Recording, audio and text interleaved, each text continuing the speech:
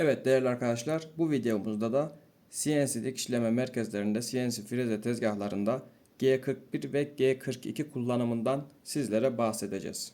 Bu tür videoların devamı için arkadaşlar lütfen kanalımıza abone olarak bizlere destek olun. Biz de sizlere elimizden geldiğince, dilimizin döndüğünce yardımcı olmaya çalışalım.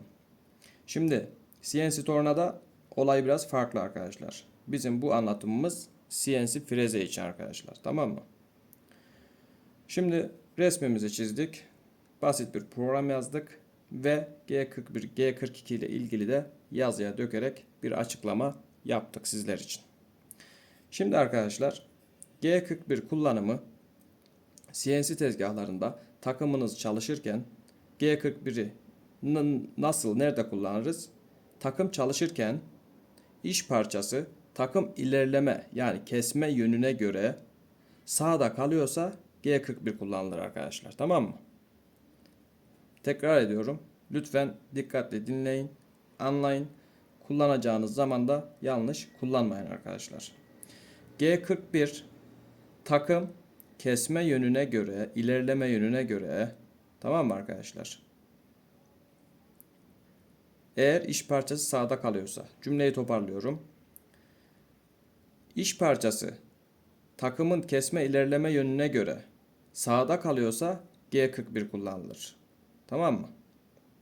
G42 ise iş parçası takımın kesme ilerleme yönüne göre solda kalıyorsa G42 kullanılır. Tamam mı arkadaşlar? Söylediğim cümle aslında şuradaki cümle arkadaşlar. Çok takılmayın. Umarım okunuyordur. Kendiniz okuyun. G41 iş parçası takım ilerleme kesme yönüne göre sağda kalıyorsa G41. İş parçası takım ilerleme kesme yönüne göre solda kalıyorsa G42 kullanılır arkadaşlar. Tamam mı? Basit bir programlama yaptık burada. Program içerisinde de nasıl kullanıldığını göstermek amacıyla yazdık arkadaşlar. Üst kısım hep standart şeyler zaten. G1'e geçtik. Z-5'e indik ve alt satıra ekledik. G41, D1, Y20, F dedik. Programımızı yazdık, bitirdik ve G40 ile iptal edip D1 dedik. Dedik ki G41'i gör, D1 offsetimi gör, programı bitir ve G40 ile G41'i takım yarıçap telafisini iptal et. D1 offsetini arkadaşlar, tamam mı? Burada G41 D1 kullandık. Takım 1 H1 D1 kullandık ama takım 1'i kullandık diye D1 kullanmak zorunda değiliz arkadaşlar. D2, 3, 5, 7, 10, 20 kullanabilirsiniz burada.